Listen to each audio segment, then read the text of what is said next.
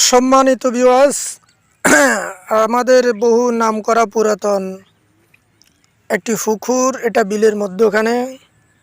এটাকে বলা হয় নবীর পুকুর। তো আমরা যতটুকু জানি, মুরব্বীদের থেকে শুনছি, আগে নাকি মগজাত ছিল, যারা বিভিন্ন দেশে বিভিন্ন সব ভ্রমণ করত। তো শুনছিলাম তারা এখানে নাকি এসে মাত্র কোথাও মাটি কেটে এখানে আসার সময় এখানে হাত ধুয়েছিল, এদের হাতের বাড়িতে নাকি এই পুকুরটা হয়ে গেল। যাক, মুরব্বীদের থেকে আমরা এটা নবীর পুকুর বলে জানি, নবীর পুকুর বলে পরিচিত, এর বেশি আমরা জানি না। তো সেই পুকুর পাড়ে দাঁড়িয়েই আজকে আমি জিএসপি যে এর লাইফ হিস্টোরির যে ছোট্টবেলার যে ঘটনাটি বলি। তিনি ছোটোবেলা থেকেই ছিলেন অত্যন্ত মেধাবী এবং ছোটোবেলা থেকেই ছিলেন অত্যন্ত আশেকে রসুল, আহলে বাইত প্রেমিক, অলি আল্লাহ প্রেমিক। যেহেতু উনি একজন আশেকে রাসুলের ঘরেই জন্ম নিয়েছিলেন, যেহেতু আশেকে রাসুল, তিনার আব্বা ছিলেন খুব আশেকে রসুল এবং অলি প্রেমিক, যার আব্বা ঢাকা মুশরিখলা দরবার শরীফ শাহ সাহেব কিবলার সময়, ওই শাহ সাহেব বলতো ওনাকে, ওনার দরবারে সেখানে বায়াত হয়েছিলেন। ছোটোবেলা থেকে তিনি আশেকে রাসুল ছিলেন এবং তার বাপ একজন কামেল অলি ছিলেন, যিনি করে সেই ঘরে যেহেতু জিএসপি যে এর জন্ম, তিনি ছোটোবেলা থেকেই খুবই আশেকে রসুল এবং আহলে বাইত প্রেমিক, অলি আল্লাহ প্রেমিক। এবং যেহেতু সম্ভ্রান্ত মুসলিম পরিবারে তিনি জন্ম, তো ছোটোবেলা থেকেই তিনি অত্যন্ত নামাজি এবং তসবিওয়ালা, ইবাদত করেনেওয়ালা ছিলেন। যেহেতু পরিবারের যেটা শিক্ষা পারিবারিকভাবে, সেখানে তখন তিনি 5 ওয়াক্ত সালাত আদায় করতেন, সালাতুত তাহাজ্জুদ আদায় করতেন, আওয়াবিন সালাত আদায় করতেন, শাক সালাত আদায় করতেন। এবং কি ওনার বয়সে যারা বড় ছিল তাদেরকে নিয়েও তিনি সালাত আদায় করতেন, উঠানে জামাত করতেন। এবং উনি যখন সালাত আদায় করতেন, ওনার বাড়ির যারা বড়রা ছিল ওনার সমস্যা, তাদেরকে নিয়েও সালাত আদায় করতেন। সকাল সন্ধ্যা জামাতের সহিত তিনি ইমামতি করতেন। এবং বাড়ির পাশে এক জায়গায়, যেখানে তিনি বাঁশের খল্লা দিয়ে মাসাং বানানো, তখন এখন বিল্ডিং, মসজিদ, অত্যাধুনিক অনেক কিছু হয়েছে, কিন্তু তখন এতই উন্নত ছিল না। তখন তিনি ওখানে এই যে বাঁশ দিয়ে চকি বানাইছিল নামাজ, কিংবা বিছানা বিছাইল পুকুর পাড়ে রাস্তার ধারে সালাত আদায় করাইতেন, নিজে ইমামতি করতেন এবং সর্বদা তসবিহ পাঠ করতেন। তো সকালবেলা ফজর সালাত আদায় করে সূর্য উদয় পর্যন্ত তসবিহ আমল করতেন। তখন মা চাষিরা জিজ্ঞেস করতো, বা মা এসে বলতো, বাবারে তুমি এত সকালে তো আল্লাহ ভালো হয়ে গেলে, ভবিষ্যতে কি করবে? যাই হোক, এখানে অনেক লম্বা কথা। তিনিও তখন থেকেও খুবই আমলি ছিলেন, তসবিহ ইবাদত গুজার ছিলেন। এবং যখন স্কুল জীবনে, ছাত্র জীবনে, প্রাইমারিতে যেতেন, ওনার বড় বোনের বড় বোনও তখনও তারা স্কুলে যায়নি। তো উনি স্কুলে যাওয়ার পর ওনার বড়জন, মানে ওনার বড় 3 জন বোন ছিলেন, তো মেজো বোনকে নিয়ে স্কুলে যেতেন, তো একই সাথে ক্লাস করতেন। এরপরে ওনার বড়জন অর্থাৎ 3 নম্বর বোনও এর পরের বছর ক্লাস 1-এ ভর্তি হয়েছেন। এভাবে তিনি পরিবারের ভাই বোন বা বাড়ির অন্যদের শিক্ষানুরাগী এবং নামাজি, ইবাদত গুজার হিসাবে তাদেরকে তিনি তৈরি করছেন। এভাবে তার মন সর্বদা আল্লাহওয়ালা বা খুদা প্রেমিক, ইবাদত গুজার ছিলেন। এবং তিনি কখনো মিথ্যাকে পছন্দ করতেন না, ঝগড়াঝাটি পছন্দ করতেন না, 2 নম্বরই পছন্দ করতেন না।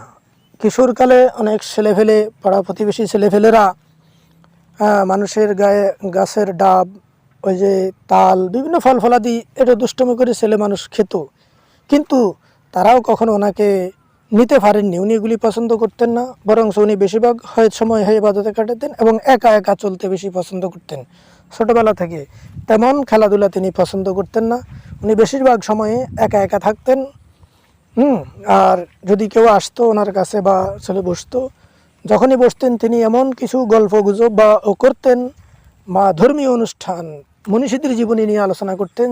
অর্থাৎ যেই আলোচনাগুলোর মাধ্যমে মানুষের কিছু শিখার আছে, চরিত্র গঠনের বিষয় আছে, সেই বিষয়গুলো নিয়েই তিনি আলোচনা করতেন। অর্থাৎ দূরে বাজে কোনো গল্প খারাপ কোনো গল্প তিনি করতেন না। তিনি ধর্মীয় বিষয় নিয়ে আলোচনা করতেন এবং ধর্মীয় মনীষীদের জীবনী নিয়ে আলোচনা করতেন, জ্ঞানীদের জীবনী নিয়ে আলোচনা করতেন। এক কথায় ছোটোবেলা থেকেই তিনি ছিলেন প্রভু প্রেমিক, আহলে বাইত প্রেমিক, সত্যপ্রিয় প্রেমিক, সৎ এবং নিষ্ঠাবান মানুষ। কখনো অন্যের হক নষ্ট করতেন না, অন্যের হক নষ্ট করা তিনি পছন্দ করতেন না এবং ঝগড়াঝাটি ঝামেলা পছন্দ করতেন না, সর্বদা এগুলোকে এড়িয়ে চলতেন এবং কখনো মানুষের প্রতি জুলুম অত্যাচার পছন্দ করতেন না। গরিব দুঃখী মানুষ, এতিম অসহায় মানুষের প্রতি তিনি তখনও ছিলেন দয়াবান এবং অনুগ্রহশীল এবং কখনো কেউ কাঁদুক, কেউ দুঃখ পাক, কষ্ট পাক, তিনি তা পছন্দ করতেন না। এক কথায় ছোটোবেলা থেকেই তাকে পেয়েছিলাম সৎ, আদর্শ, নিষ্ঠাবান এবং সৃষ্টির প্রেমিক, মানব প্রেমিক, অসহায় মানুষের প্রেমিক, যার সব একই লক্ষ্য উদ্দেশ্য ছিল আল্লাহ এবং রসুলের ভালোবাসা। তো সম্মানিত বিরাজ, এই প্রাকৃতিক পরিবেশ, নবীর পুকুর, এটা দেখতে দেখতে আপনা থেকে ওনার ছোটোবেলার সংক্ষিপ্ত কিছু ঘটনা বলেছি। তার সাথে একটি কথা বলি যে উনি লেখাপড়ার দিক দিয়ে কতটুকু মেধাবী ছিলেন। তিনি মেধাবী ছিলেন এমন, যেমন বলতে উনি যখন স্কুলে যেতেন বইগুলা রুমালে বেঁধে নিয়ে যেতেন। স্কুলে যতটুকু শিক্ষক লেখাপড়া করিতেন তিনি ফলো করতেন, আবার বাড়িতে আসলে বইগুলো রুমাল বাঁধা টেবিলে রেখে দিতেন। মায় যখন বলতো বাবা পড়ো না কেন, তিনি বলে আমি পারি। তো অনেক সময় উনি পড়তেন না, মানে উনি বেশিরভাগই খোদা ধ্যানে থাকতেন, কিন্তু পরীক্ষার সময় তিনি পাস। তো ওনাকে প্রশ্ন করা হলো কেন, শিক্ষক যখন লেখাপড়া করান মানে পড়াইতেন ক্লাসে, তিনি শুধু মনোযোগ সহকারে তখন সেটা দেখতেন এবং সেটা তিনি সম্পূর্ণরূপে মুখস্থ করতেন, আয়ত্ত করে ফেলছেন। এই জন্য তিনি সর্বদা যাই পড়াইতেন মুখস্থ, এবং বইগুলি কোনো সময় যদি খুলতেন একবার তিনি যে বইগুলি খুলে দেখতেন, তিনি বইয়ের সারাংশ সারমর্ম মুখস্থ করে ফেলতেন। প্রশ্ন উত্তর পর্ব তিনি নিজ থেকেই তৈরি করে ফেলতে পারতেন আল্লাহ পাকের বিশেষ দয়া এবং মেহেরবানিতে। তো সম্মানিত বিরাজ, এখানে সংক্ষিপ্ত কিছু কথা বললাম। আমি আগেই বলেছি যে এখানে একজন মহামনীষীর জীবনী বলে শেষ করা যাবে না। ওনার জীবনে অনেক ঘটনা ছিল, অলৌকিক ঘটনা, যেগুলি বলতে গেলে বস্তায় বস্তায় কিতাব হবে, টালে টালে কিতাব হবে, কিন্তু অনেক কাহিনী শেষ হবে না। শুধু সংক্ষিপ্ত কয়েকটি ঘটনা বলি আমরা মাঝে মাঝে বলে যাব জীবনী থেকে, যাতে করে জাতি শিক্ষা অর্জন করতে পারে, ভালো কিছু অর্জন করতে পারে। সেই দিক দিয়ে সব দেওয়া সম্ভব নয়, কিছু কিছু দিয়ে যাব। তো আজকের জন্য ভিডিও এখানেই শেষ করলাম। তো এই জন্য আপনারাও এই আদর্শ থেকে অনুপ্রাণিত হবেন যে সর্বদা গরিব দুঃখী মানুষকে ভালোবাসবেন, গরিব দুঃখী মানুষের পাশে দাঁড়াবেন, কখনো অন্যের ক্ষতির কারণ হবেন না, অন্যের কষ্টের কারণ হবেন না, কখনো মানুষের হক নষ্ট করবেন না, সর্বদা সৎভাবে চলবেন, নিজে সৎ থাকবেন, বন্ধুমহলকে সৎ উপদেশ দিবেন, বাজে সঙ্গ থেকে একা থাকবেন, প্রভুর ধ্যানে থাকবেন, প্রভুকে ভালোবাসবেন, প্রভুর প্রেরিত মহাপুরুষদেরকেও ভালোবাসবেন, তাদের চরিত্র অনুসরণ করে নিজের জীবন গঠন করার চেষ্টা করবেন। আজকের জন্য এখানে শেষ করলাম। পৃথিবীর সকল প্রাণী সুখী হোক এই কামনায়।